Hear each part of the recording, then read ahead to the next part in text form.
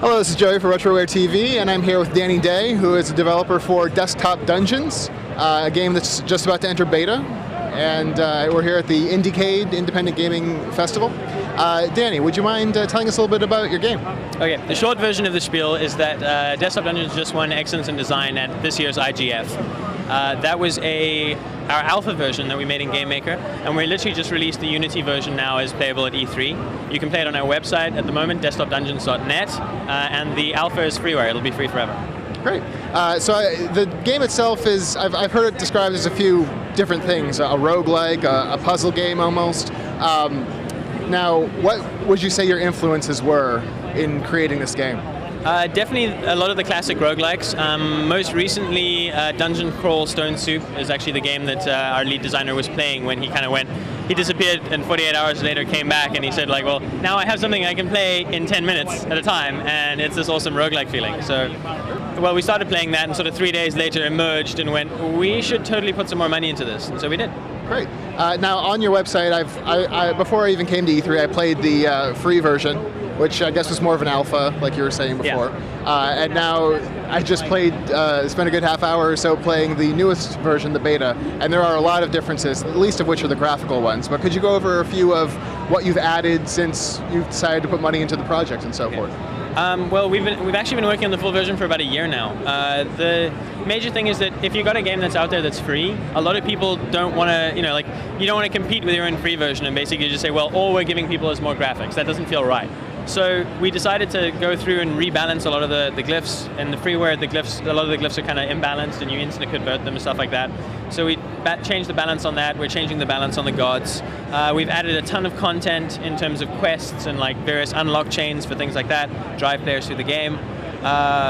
We've got a ton of new... That was good. It's okay. We'll roll with it. We've got a ton of new content in terms of new dungeons that people can play, new layouts, new generators, and everything like that.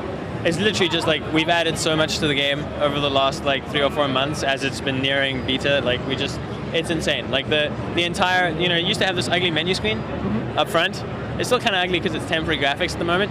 It's got these odd buttons on it, but that menu screen has been replaced with a kingdom that now, as players play through and successfully complete levels or complete dungeon kills, they end up with these stuffed monster heads that they then sell for money.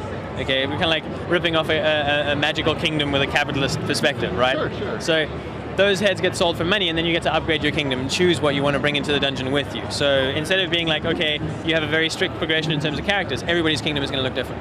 Right, it's great. A lot more customizability with that option. Playing through this game, I mean, before the free online version as well, I saw this, but especially in the beta version, there's a lot of tongue-in-cheek humor. It's actually a very funny game. Now, I noticed that you, in your company, it's you and 2 other people developing this game. Who writes this? Is it just everyone throws their thoughts at a wall? Or? The main writer is definitely Rodain. He's a really funny guy. We all kind of... I don't know, we all make jokes. We'll find something that's particularly funny and we'll just remember it. And like if you think the game's amusing, I really like that, I think that's great. That's great. If you think the game's amusing, you should probably read the design document, which is just filled with all sorts of other random stuff. Like it's literally, there's in-jokes in there that are designed to like, emerge in the game eventually, so. Great. So this game, which I've already said a few times, entered beta, what's your projected schedule for release? We're looking at being done, starting beta in a month and a half, I think. And then once we're done with the beta, the game should be out in about 4 to 5 months. There's a ton of content that needs to be done. We need to finish all the tile sets so people know they're playing in a desert or in a swamp or in a forest or whatever. At the moment, they're all playing in the same sort of like, underground cellar area, which is, not everywhere we want everybody to be in the game. So there's a lot of content that needs to go into that. There's still a lot more art that needs to go into the kingdom itself. And we're basically just adding more stuff now. The game is feature complete in terms of code, so we're just making more and more content for people to play through. I think, we're doing really well. I'm surprised at how quickly things are going. Moving along, well, 5 months or so is a pretty good amount of time. What's your, is it going to be only a PC platform game? Or? Well, it'll be PC and Mac.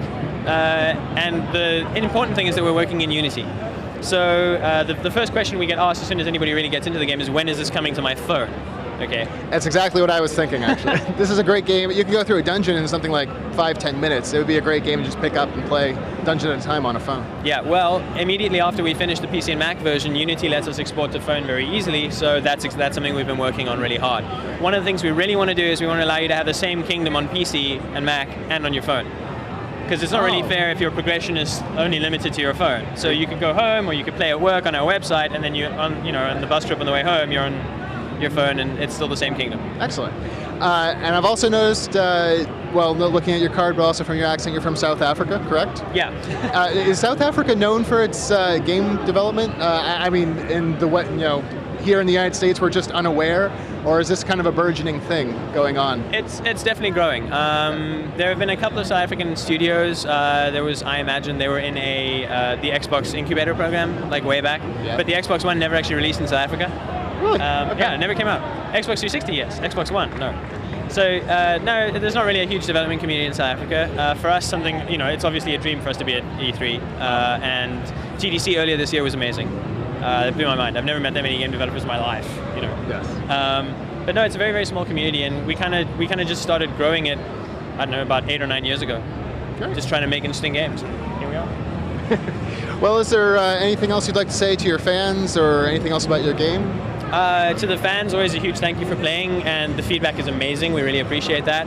Check out dex.dungeons.net. Pre-order if you want to. If you don't, wait for the game to come out on Steam as soon as we get it there, or on PC or wherever. You'll enjoy it. Great. Danny Day, thank you very much. Desktop Dungeons is an amazing game with a retro twist. I very much suggest you look at it.